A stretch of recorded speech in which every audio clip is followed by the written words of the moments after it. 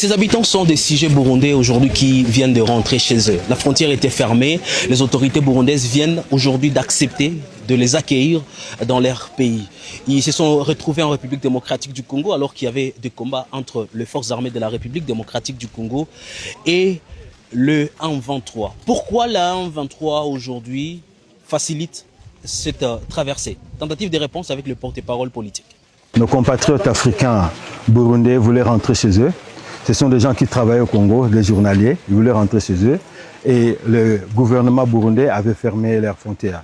Nous n'avons pas de problème avec nos compatriotes africains burundais, ni le peuple burundais.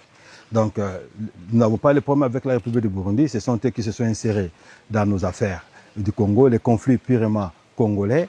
Alors, ici, nous avons ouvert notre frontière, qui est toujours ouverte, qui n'a jamais été fermée, parce que nous avons la politique de la libre circulation des personnes et des biens.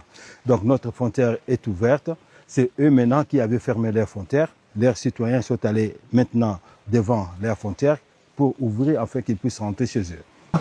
C'est un acte humanitaire où on laisse nos populations africaines de rentrer chez elles.